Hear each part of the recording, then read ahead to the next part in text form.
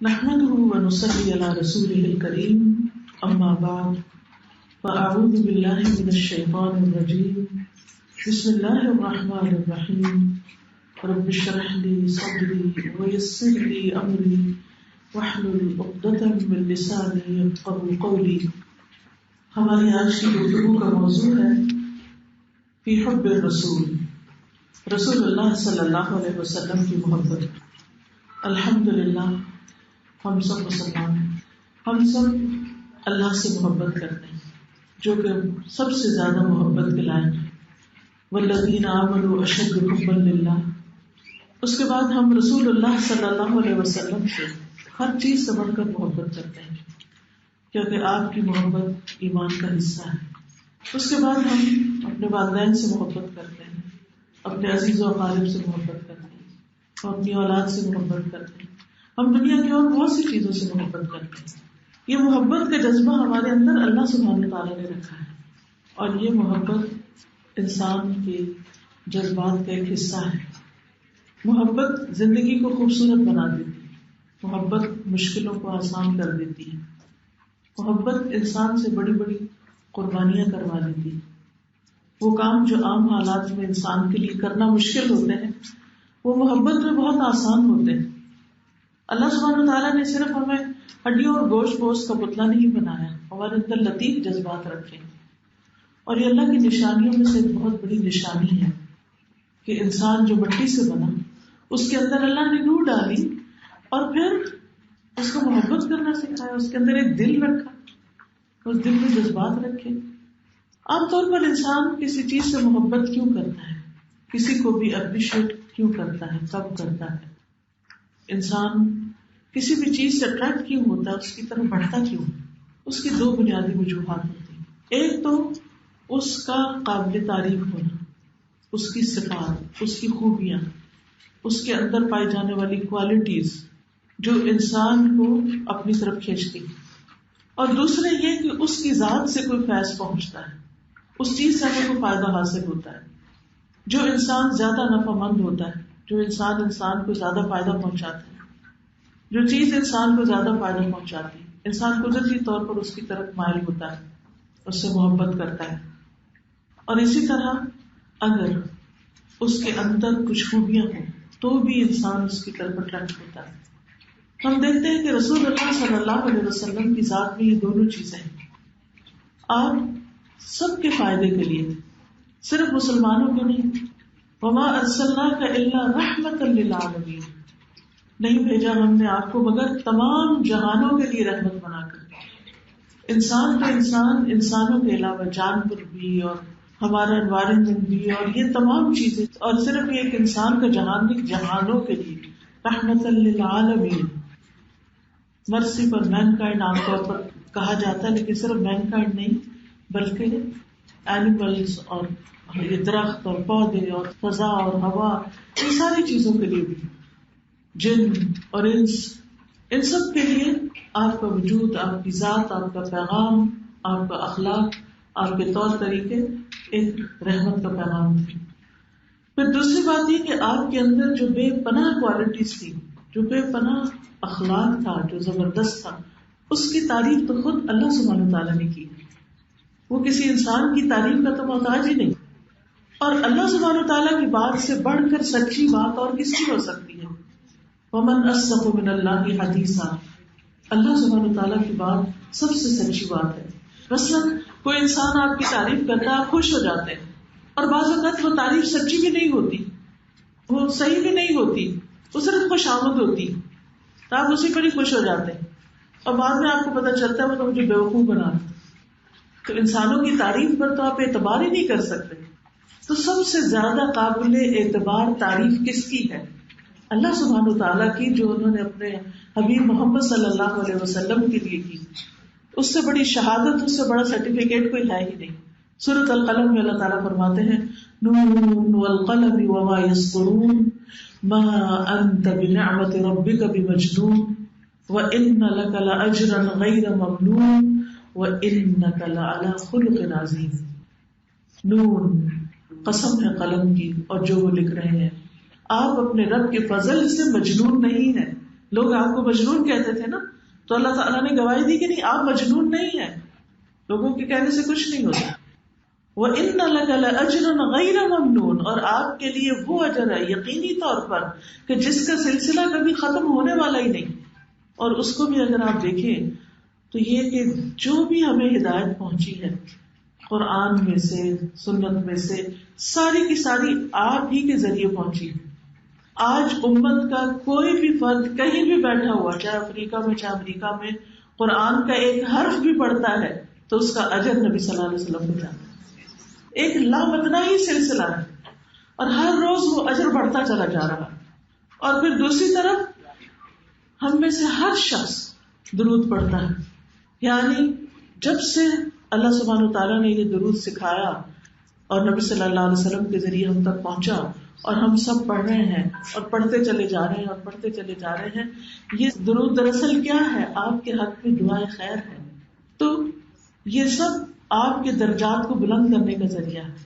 ہم سب اذان کے بعد آپ کے لیے درجۃ الرفیع، الوسیلہ اور درجہ رفیع مانگتے ہیں، آپ کے درجوں کی بلندی مانگتے ہیں. حالانکہ آپ کا درجہ تو آلریڈی سب سے بلند ہے، لیکن آپ سوچئے کروڑوں اربوں اور کھربوں لوگ آپ صلی اللہ علیہ وسلم کے لیے دعائیں کیے چلے جا رہے ہیں، دعائیں کیے چلے جا رہے ہیں. وہ کتنا بڑا اجر ہے. کیا اتنی دعا کسی اور کے لیے ہو سکتی؟ اتنی محبت کسی اور سے ہو سکتی؟ اتنا بڑا اجر کسی اور کا ہو سکتا ہے؟ وَإِنَّ لَكَ لَأَجْرًا غَيْرَ مَمْنُونٍ. اور یہ سلسلہ قیامت تک ختم ہونے والا ہی نہیں، اور پھر آخرت میں تو خیر وہ اجر ہوگا کہ جس کا سلسلہ کبھی ختم ہی نہیں ہوگا. تو دنیا میں بھی ہر روز آپ کے دنیا سے جانے کے بعد بھی، آپ کا مشن مکمل ہونے کے بعد بھی آپ کے درجے بھی بڑھتے چلے جا رہے ہیں اور آپ کا اجر بھی بڑھتا چلا جا رہا ہے. اور پھر وَإِنَّكَ لَعَلَىٰ خُلُقٍ عَظِيمٍ، اور بے شک آپ البتہ اخلاق کی بلندیوں پہ فائز ہیں. سب سے بلند ترین اخلاق ہے آپ کا. یہ اللہ سبحانہ وتعالیٰ کی مدح ہے، تعریف ہے نبی صلی اللہ علیہ وسلم کے حق میں. اور اس سے پتہ چلتا ہے کہ قابل تعریف وہی ہوتا ہے جس کا اخلاق اچھا ہوتا ہے. جنت میں دو چیزیں سب سے زیادہ لے جانے والی انسان کو، ایک اللہ کا تقوی اور دوسرے اچھے اخلاق. اچھے اخلاق کی وجہ سے انسان دن بھر روزہ رکھنے والے اور رات بھر قیام کرنے والے سے بھی زیادہ بڑا اجر پا لیتا ہے. ہم میں سے کتنے ہی لوگ ہیں جو تمنا کرتے ہیں کاش ہم زیادہ سے زیادہ روزے رکھ سکیں، لیکن رکھ نہیں پاتے.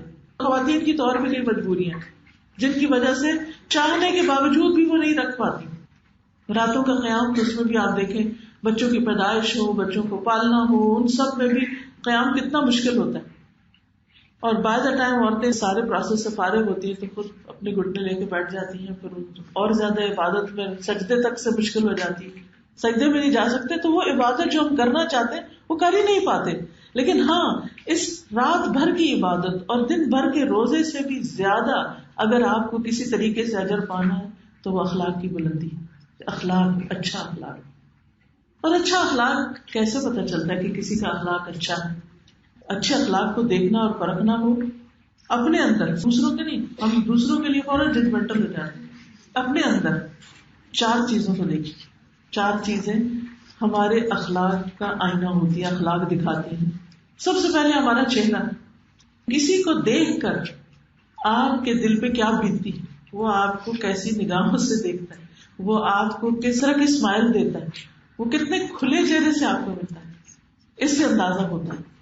تو ہم سب اپنے میک اپ وغیرہ پر تو بہت توجہ دیتے ہیں، فیشل پہ اور اسکن کیئر پہ اور پتہ نہیں کیا کیا، لیکن وہ چیز جو حقیقت میں انسان کو خوبصورت بناتی ہے، وہ جھریاں نہیں جو انسان کے چہرے کو کنسٹرکٹ کر دیتی ہیں، وہ اصل میں وہ جھریوں کے باوجود بھی بہت سے چہرے اتنے خوبصورت ہوتے ہیں کیونکہ وہ ویلکمنگ ہوتے ہیں، وہ آپ کو دیکھتے کھل اٹھتے ہیں. عبداللہ بن جریر البجلی کہتے ہیں کہ میں نے رسول اللہ صلی اللہ علیہ وسلم کو جب سے میں مسلمان ہوا ہوں جب بھی دیکھا ہے مسکراتے ہوئے دیکھا. کبھی ایسا نہیں ہوا کہ میں نے آپ کے چہرے کی طرف نظر ڈالی ہو اور آپ مسکرا نہ رہے ہوں. اور ہمارے بچے اور ہمارے گھر والے اور سرونٹس وہ شاید ترس ہی جاتے ہوں کہ کسی وقت اماں کے چہرے پہ اسمائل آتی، ماں کے چہرے پہ اسمائل آتی، گھر روشن ہو جاتا ہے، سارے بوجھ ہٹ جاتے ہیں، ہر چیز کھل اٹھتی ہے، دنیا مسکرا اٹھتی ہے. لیکن ہم سب کتنے بخیل واقع ہوئے. میں تو اپنی بات کروں، ہم سب کتنے بخیل واقع ہو. ہم سمجھتے ہیں کہ جتنا زیادہ ہم منہ بنا کے رکھیں گے اتنا ہمارا روب زیادہ ہوگا. حالانکہ محبت سے جتنے کام ہم کروا سکتے ہیں، پیار سے جتنے کام کروا سکتے ہیں، مسکرا کے جتنے کام کروا سکتے ہیں، اتنے تو کسی طرح نہیں کروا سکتے. آپ دیکھیے جو کسٹمر سروس ہوتی ہے اس میں پہلی چیز کیا ہوتی ہے؟ اسمائل. آپ اسمائل کرتے جاؤ اور پروڈکٹ بھیجتے جاؤ. تو یہ کیسے ہو سکتا ہے کہ اگر باہر کی دنیا میں اسمائل کام کرتی ہے تو گھر کی دنیا میں اسمائل کام نہ کرتی ہو؟ ضرور کرتی ہے، لیکن ہمیں شیطان نے بس یہ سجھا دیا کہ منہ بنا کے رکھیں. اور اس میں آپ دیکھیے کہ پھر جب یہ عادت ہو جاتی ہے نا کہ خواہ مخواہ غصے میں رہنے کی اور موڈ آف رکھنے کی اور بولنا چھوڑ دینے کی اور گور گور کے دیکھنے کی، پھر وہ ہر ایک کے ساتھ ایسے ہی ہوتا ہے.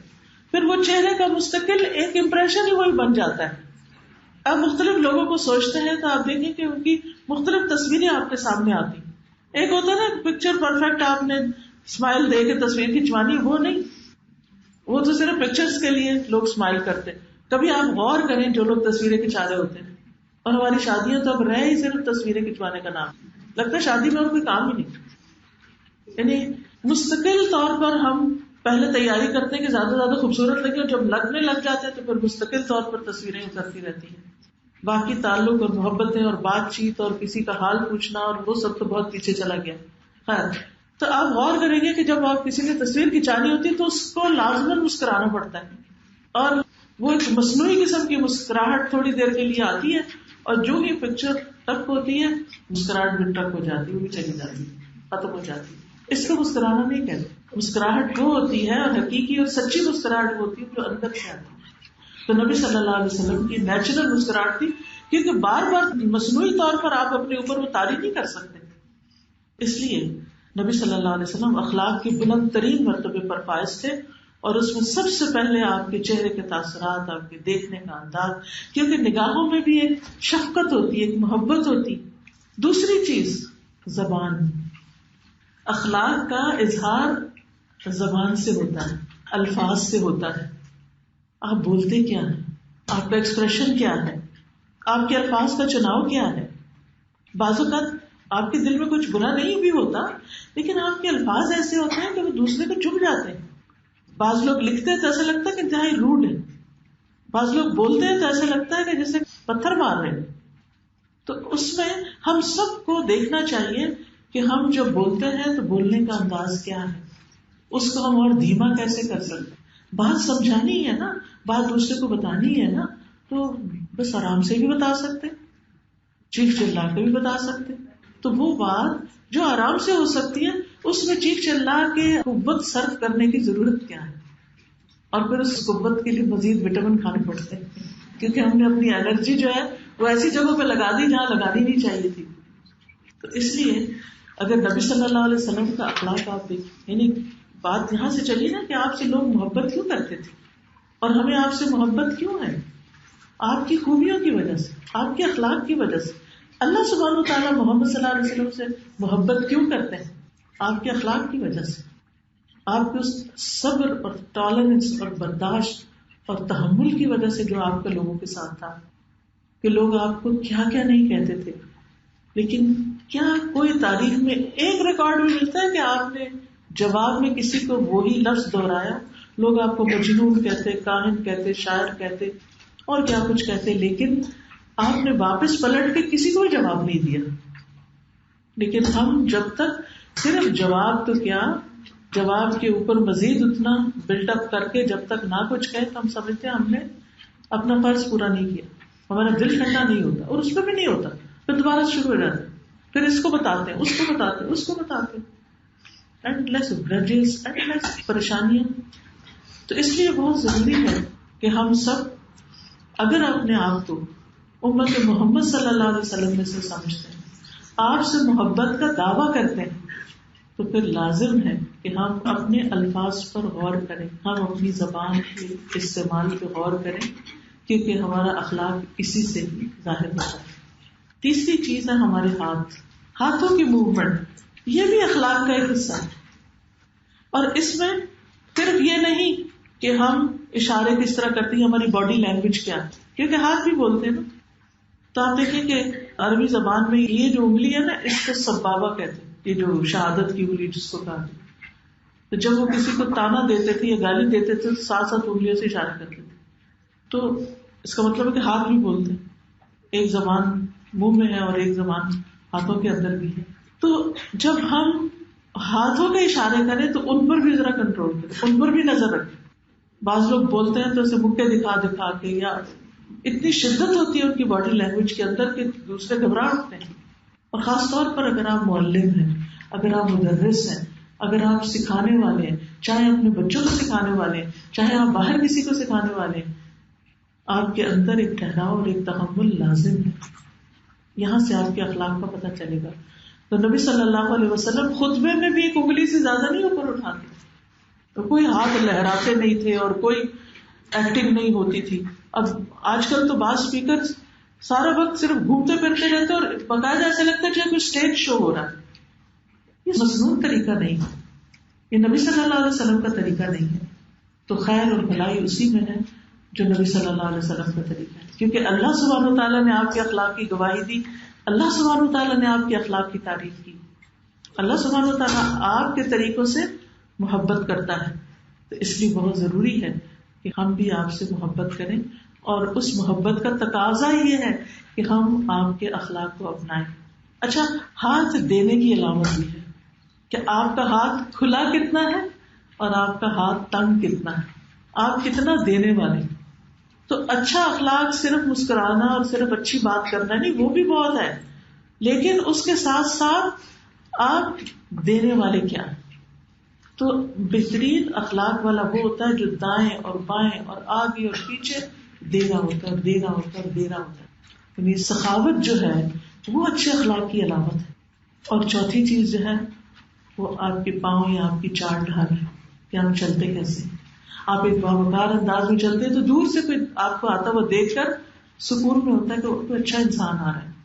اور اگر آپ پاؤں مارتے ہوئے اکڑتے ہوئے چلتے ہیں اور اس کے اندر ایک تکبر ہے تو دیکھ کے دوسرے لوگ گھبرا جاتے کہ اپنی کون سی آفت آنے لگی ہے.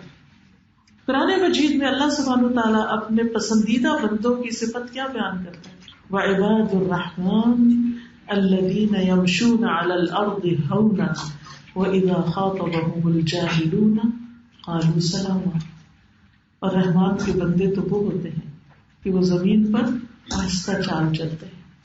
اور آہستہ سے مراد مریضوں والی چال نہیں، اور مریضوں کو بھی قصور نہیں کیونکہ مریض والی چال ہی چلے گا، لیکن آہستہ چال سے مراد ایک باوقار چال ہے، ایک معتدل انداز کی چال ہے. کیونکہ ہمارے غصے کا اظہار بھی اس سے ہوتا ہے. جب ہم پاؤں مارتے ہیں، جب ہم چیزوں کو ٹھوکرے مارتے ہیں، جب ہم چلتے ہوئے شور کرتے ہیں، تو اس سے غرور اور تکبر کا اظہار بھی ہوتا ہے. تو غرور اور تکبر جو ہے وہ اچھے اخلاق کی علامت نہیں ہے. پھر اسی طرح چال ڈھال، عام طور پر کہ کسی کی چال ڈھال کیا، یعنی عام روزمرہ زندگی میں اس شخص کا طور طریقہ کیا ہے. پہلے لوگ جب رشتہ لینے کے لیے جاتے تھے تو لڑکی کی چال دیکھتے تھے، چلتی کیسے. تو جو چال ہے نا اسی سے انسان کے بہت سے راز کھل جاتے ہیں، اس کے اخلاق، اس کی سوچ. یعنی چال جو ہے وہ سوچ کی بھی عکاسی کر رہی ہوتی. تو بہرحال ہم بات کر رہے تھے آپ صلی اللہ علیہ وسلم کے اچھے اخلاق کی، آپ کی خوبیوں کی، کہ جس کی بنا پر آپ صلی اللہ علیہ وسلم سے ہمیں محبت ہوتی ہے. اور یہ محبت جو ہے یہ ایمان کا حصہ بھی ہے، ہمارے لیے لازم بھی ہے. نبی صلی اللہ علیہ وسلم نے فرمایا تم میں سے کوئی شخص اس وقت تک مومن نہیں ہو سکتا جب تک میں اس کے نزدیک اس کے والد، اس کی اولاد اور تمام لوگوں سے زیادہ محبوب نہ ہو جاؤں. حضرت عمر رضی اللہ عنہ ایک دفعہ نبی صلی اللہ علیہ وسلم کے ساتھ تھے تو آپ ان کا ہاتھ پکڑے ہوئے تھے، یعنی حضرت عمر کا ہاتھ پکڑے ہوئے تھے. تو حضرت عمر نے آپ سے عرض کیا یا رسول اللہ آپ مجھے میری جان کے علاوہ ہر چیز سے زیادہ پیارے. تو آپ نے فرمایا نہیں، اس ذات کی قسم جس کے ہاتھ میں میری جان ہے، ایمان اس وقت تک مکمل نہیں ہوتا جب تک میں تمہیں اپنی جان سے بھی زیادہ محبوب نہ ہو جاؤں. تو عمر رضی اللہ عنہ نے عرض کیا پھر اللہ کی قسم آپ مجھے اپنی جان سے بھی زیادہ عزیز ہیں. نبی صلی اللہ علیہ وسلم نے فرمایا ہاں عمر، یعنی اب تمہارا ایمان مکمل ہوا. اس معیار پر ہم سب کو دیکھنا چاہیے کہ کیا اللہ کے رسول صلی اللہ علیہ وسلم ہمیں اپنی ذات سے، اپنی جان سے، اپنی اولاد سے، اپنے مال سے، اپنے والدین سے اور دنیا کی ہر چیز سے زیادہ پیارے ہیں. کیونکہ اگر وہ محبت ہوگی تو پھر قدرتی طور پر انسان جس سے محبت کرتا ہے اس کو آئیڈیلائز کرتا ہے، اس کو فالو کرتا ہے، اس کے رنگ ڈھنگ اختیار کرتا ہے، پھر اس کی ہر چیز کو اپریشیٹ کرتا ہے. آج ہم بعض اوقات صرف جذباتی محبت کا اظہار تو کرتے ہیں، لیکن حقیقی محبت آپ سے نہیں کرتے کہ جس میں آپ صلی اللہ علیہ وسلم نے فرمایا من احب سنتی فقد احبنی، جس نے میری سنت سے محبت کی اس نے تحقیق مجھ سے محبت کی، حقیقت میں وہ مجھ سے محبت کرتا ہے. تو اس لیے بہت ضروری ہے کہ آپ صلی اللہ علیہ وسلم کی محبت آپ کی سنت کی محبت سے ہو.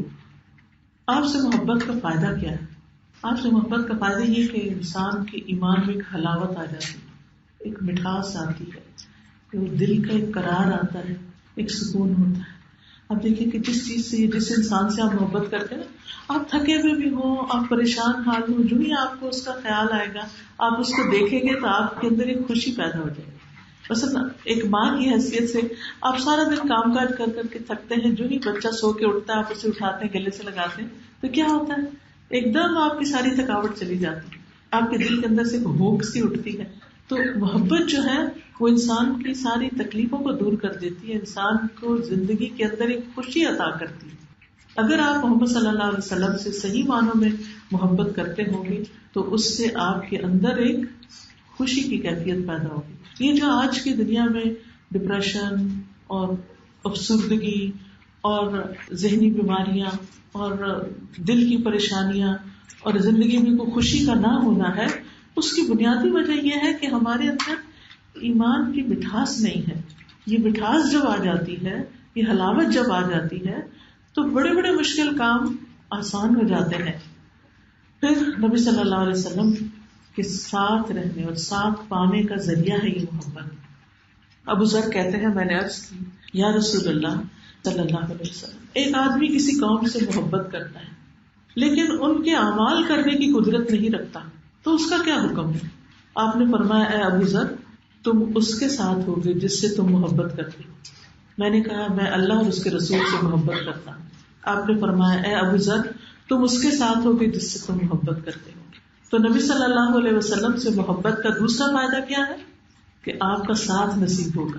آپ دیکھیے کہ جب کوئی گھبراہٹ کا وقت ہوتا ہے، جب پریشانی کا عالم ہوتا ہے تو انسان کا کیا دل چاہتا ہے کہ مجھے کسی ایسے کا ساتھ مل جائے، میں اس کا پلو پکڑ لوں، میں اس کے ساتھ لگ جاؤں کہ جس کے ساتھ لگ کے مجھے یہ ہو کہ ہاں اب خیر ہے، اب میں مقابلہ کر لوں مشکلات. سوچیے آخرت کا دن کتنا مشکل دن ہے، کہاں اٹھائے جائیں گے، کس کے ساتھ اٹھائے جائیں گے.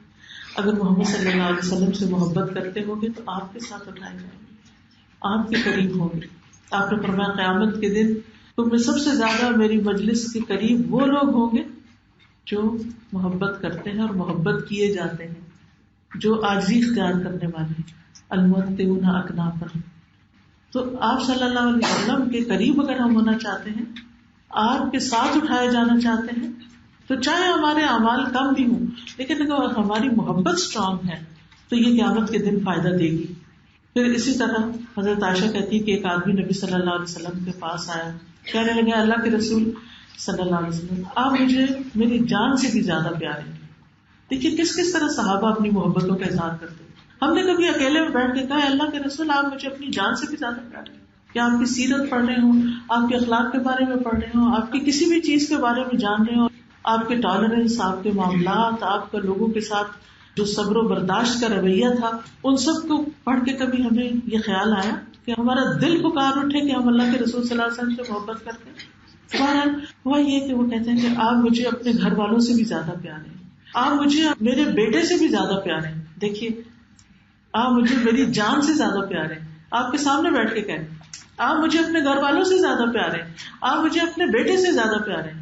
میں جب گھر میں ہوتا ہوں تو آپ مجھے یاد آتے ہیں اور مجھ سے صبر نہیں ہوتا حتیٰ کہ میں آپ کے پاس پھر آ جاتا ہوں اور آپ کا دیدار کر لیتا ہوں. لیکن جب مجھے اپنی اور آپ کی موت یاد آتی ہے تو میں سوچتا ہوں کہ آپ تو جنت میں داخل ہوں گے، انبیاء کے ساتھ بلند مقامات پر ہوں گے، لیکن میں اگر جنت میں داخل بھی ہوا تو مجھے اندیشہ ہے کہ میں آپ کو دیکھ نہیں سکوں گا، کیونکہ آپ کے درجے کہاں اور ہم کہاں. نبی صلی اللہ علیہ وسلم نے اس کو کوئی جواب نہیں دیا، حتیٰ کہ جبریل علیہ السلام یہ آیت لے کر نازل ہوئے، وَمَن يُطِعِ اللَّهَ وَالرَّسُولَ فَأُولَٰئِكَ مَعَ الَّذِينَ أَنْعَمَ اللَّهُ عَلَيْهِم مِّنَ النَّبِيِّينَ وَالصِّدِّيقِينَ وَالشُّهَدَاءِ وَالصَّالِحِينَ وَحَسُنَ أُولَٰئِكَ رَفِیقًا. جو شخص اللہ اور رسول کی اطاعت کرتا ہے تو ایسے لوگ ان لوگوں کے ساتھ ہوں گے جن پر اللہ نے انعام کیا، یعنی انبیاء، صدیقین، شہداء، صالحین. اور کتنے اچھے ہیں یہ دوست، ان کی رفاقت، ان کی کمپنی کتنی بہترین کمپنی ہے. کیونکہ جب آپ کسی اچھے انسان کی کمپنی میں ہوتے ہیں تو آپ کے دل کی حالت بدل جاتی، آپ اپنے غم بھول جاتے ہیں، آپ کو اپنی پریشانیاں یاد نہیں رہتی، آپ کو یہ لگتا ہے آپ جنت میں پہنچ گئے. اسی لیے تو یوسف علیہ السلام نے نبوت اور بادشاہت اور سب کچھ دنیا کا ملنے کے بعد کیا دعا مانگی تھی؟ توفنی مسلما والحقنی بالصالحین. اور ہماری بھی یہی تمنا ہونی چاہیے، کیونکہ جس کو اچھے لوگوں کا ساتھ مل گیا، اچھے دوست مل گئے، اچھی کمپنی مل گئی، اس کو ہر بھلائی مل گئی. پھر آپ دیکھیے کہ قیامت کی تیاری میں مددگار ہے آپ کی محبت.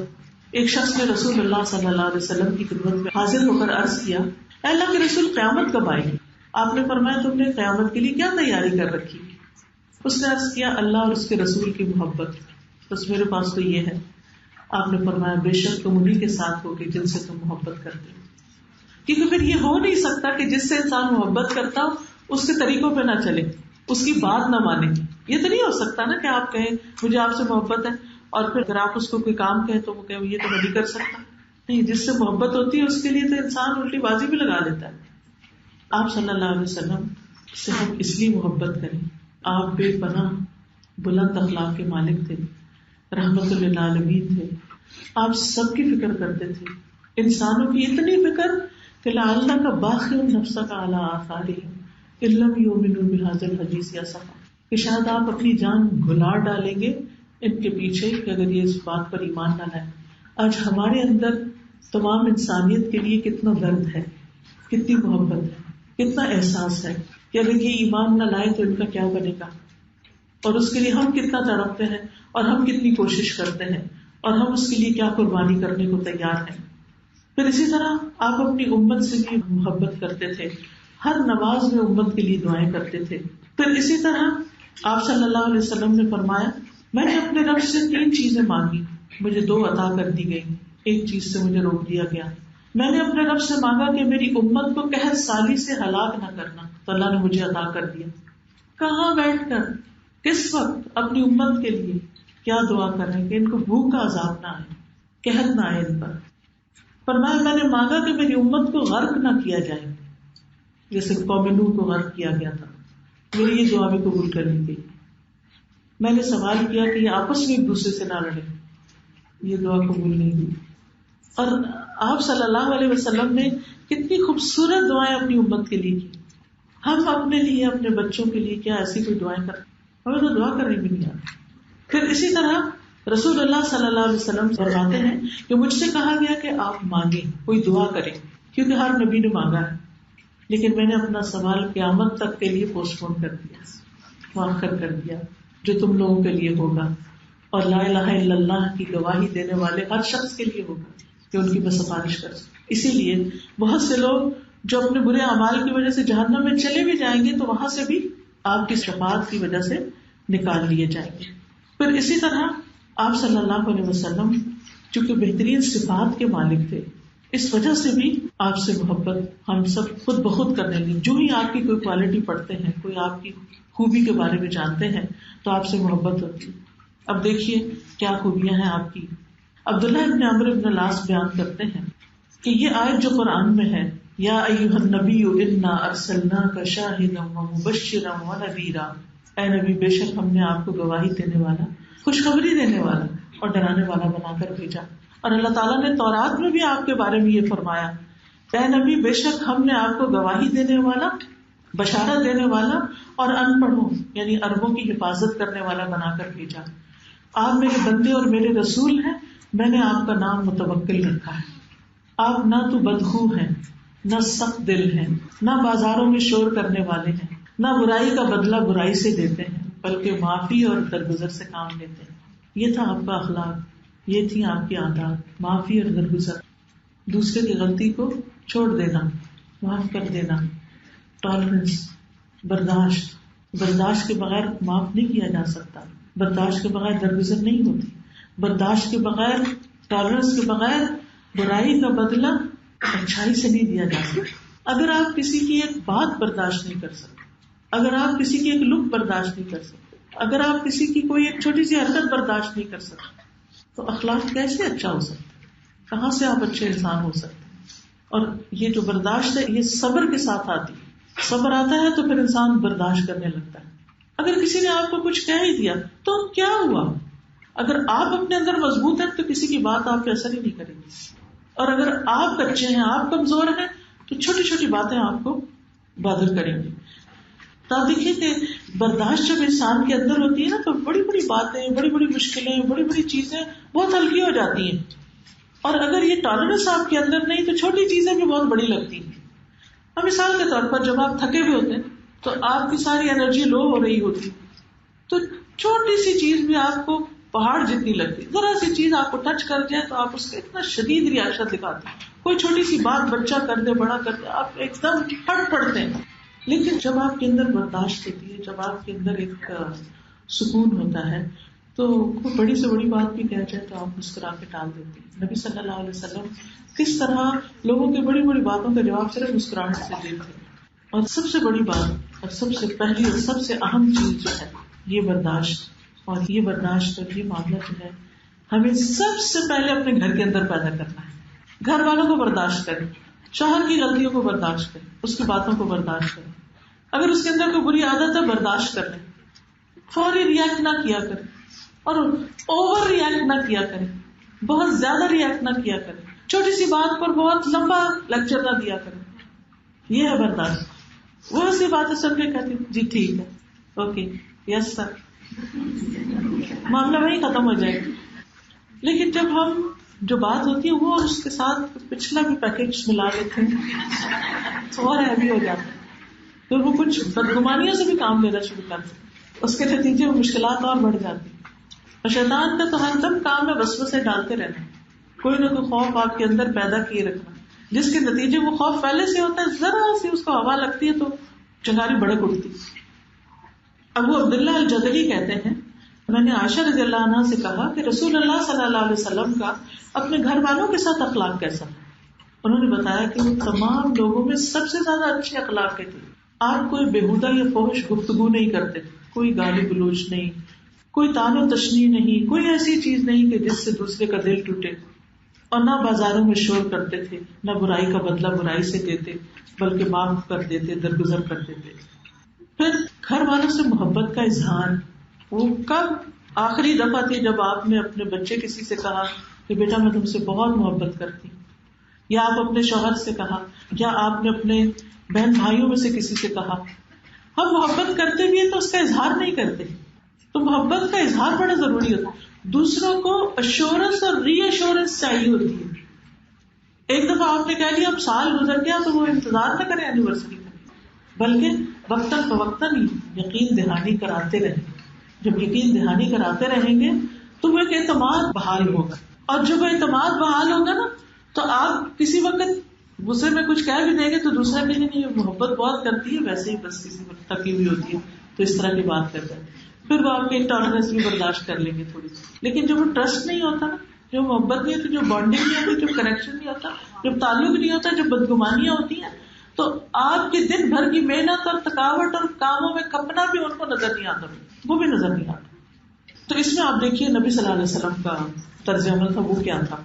عمرو بن عاص کہتے ہیں کہ نبی صلی اللہ علیہ وسلم نے مجھے غزوۃ ذات السلاسل کا امیر بنا کر بھیجا. کہتے ہیں جب میں غزوے سے واپس آیا تو میں نے آپ سے پوچھا کہ آپ کو سب سے زیادہ محبت کس سے؟ کیونکہ وہ خوش تھے کہ مجھے آپ نے ٹرسٹ کیا اور مجھے اتنی بڑی ذمہ داری دی، امیر بنا کے بھیجا، تو شاید آپ مجھ سے سب سے زیادہ محبت کرتے ہیں. اور ہر صحابی کا یہی حال تھا، سب یہی سمجھتے تھے کہ آپ مجھ سے زیادہ محبت کرتے ہیں. تو آپ نے فرمایا عائشہ سے. آج کون آدمی ہوگا کہ جو کسی اپنے فرینڈ سے یہ کہتے کہ میں اپنی بیوی سے بڑی محبت کرتا ہوں؟ تو وہ ان کے لیے شاید یعنی کہ تھوڑی حیرانگی ہو رہا جواب تھا. تو کہنے لگے نہیں آپ بتائیے مردوں میں کس سے زیادہ محبت ہے. ان کو خیال تھا کہ شاید پھر میری باری آ جائے. تو آپ نے فرمایا کہ عائشہ کے باپ سے. اور کہتے ہیں اچھا اس کے بعد کس سے محبت کرتے ہیں؟ آپ نے فرمایا عمر بن خطاب سے. پھر تو کہتے ہیں کاش میں نے یہ سوال نہ پوچھا ہوتا. تو بات یہ کہ محبت کا اظہار بڑا ضروری ہے اور اس میں بخل سے کام نہیں لینا چاہیے. ایک شخص آپ کے پاس آیا کہنے لگا یا رسول اللہ صلی اللہ علیہ وسلم میں فلاں انسان سے بڑی محبت کرتا ہوں. آپ نے فرمایا کیا تم نے اس کو بتایا؟ کہا نہیں اس کو تو نہیں بتایا. آپ نے کہا جاؤ اس کو بتاؤ. کیونکہ جب آپ کسی سے محبت کرتے ہیں اور آپ پھر اس کو بتاتے ہیں تو اس کو بھی اچھا لگتا ہے.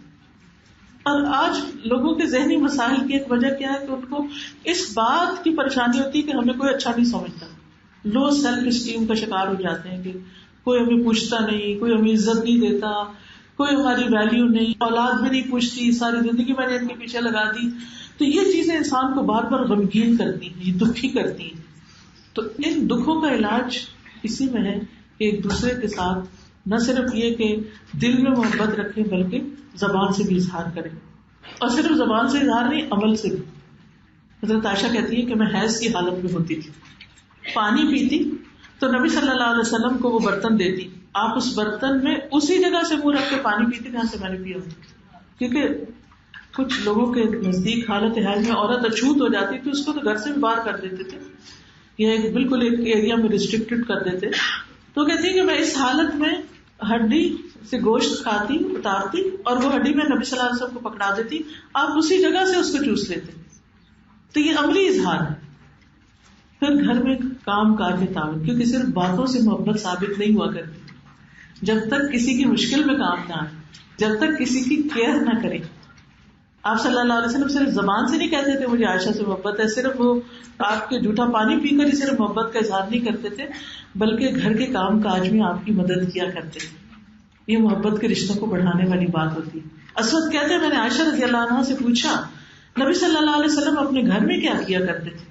انہوں نے کہا آپ اپنے گھر کے کام کاج, اپنے گھر والوں کی خدمت کیا کرتے تھے. جب نماز کا وقت ہوتا تو سب کچھ چھوڑ کے فوراً نماز کے لیے چلے جاتے تھے. کسی اور نے آپ سے پوچھا حضرت عائشہ سے کہ رسول اللہ صلی اللہ علیہ وسلم گھر میں کیا کرتے ہیں؟ تو انہوں نے کہا نبی صلی اللہ علیہ وسلم بھی انسانوں کی طرح ایک انسان بھی تھے.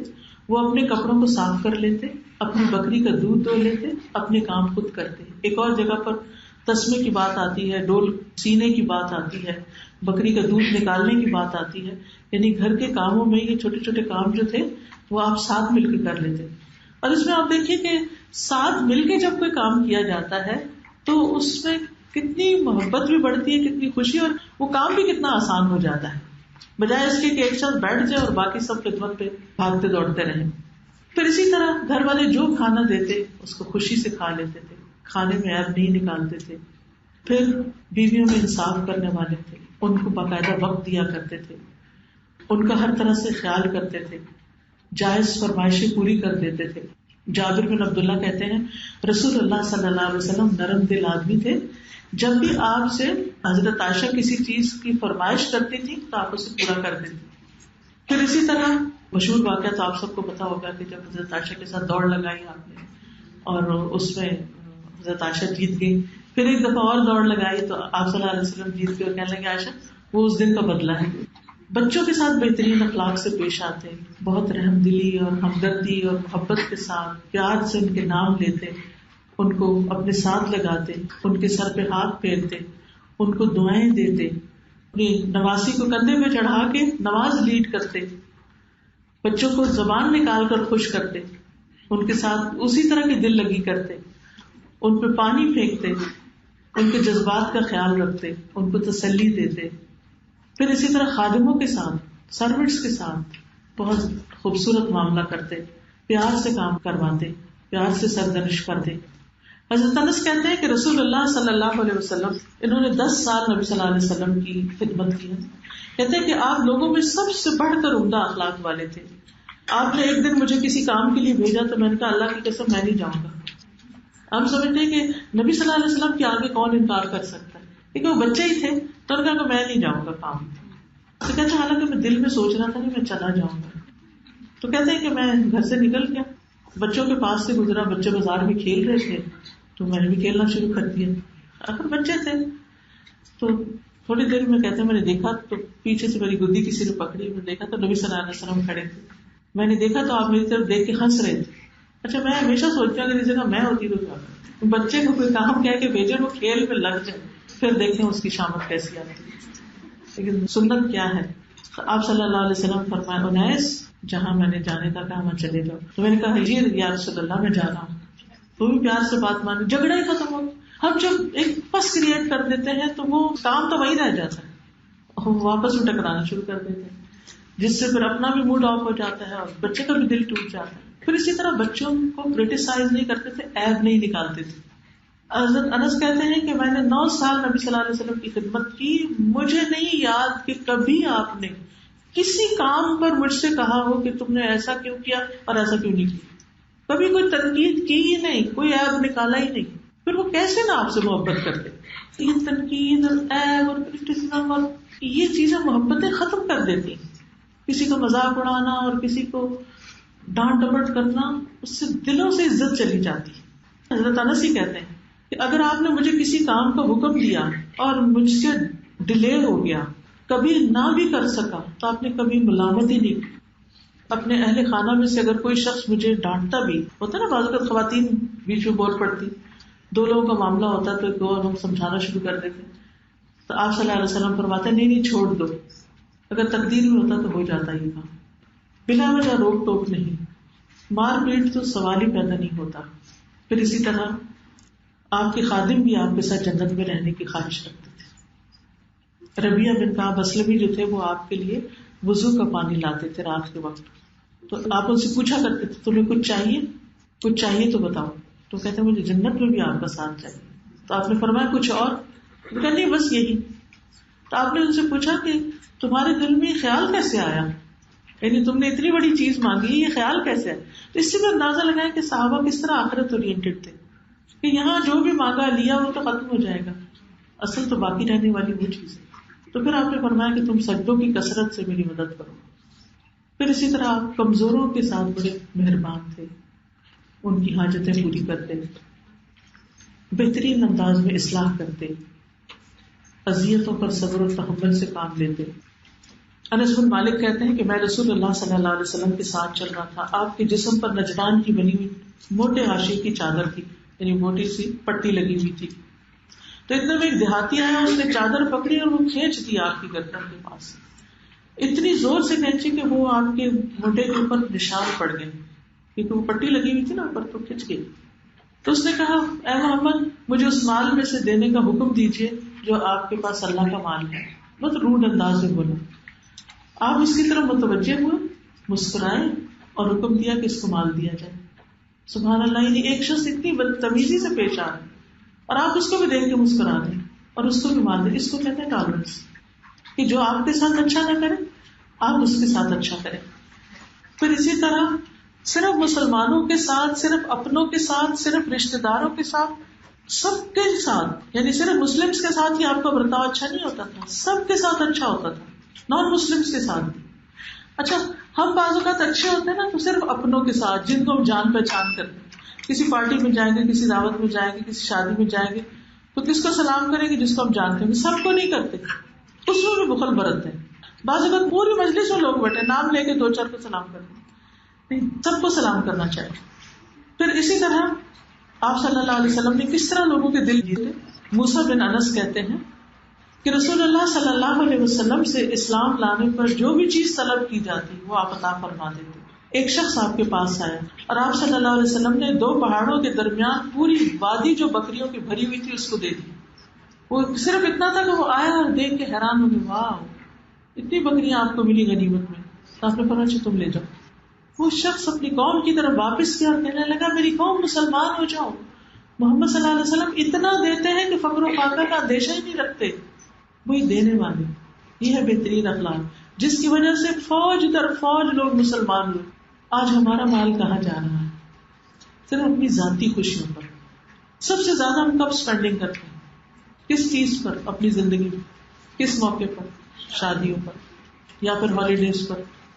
اپنی ہی ذات, اپنے ہی بچے, اپنا ہی گھر, اپنا ہی کمفرٹ, اس سے آگے بڑھ کے کسی اور کے لیے نہیں سوچتے.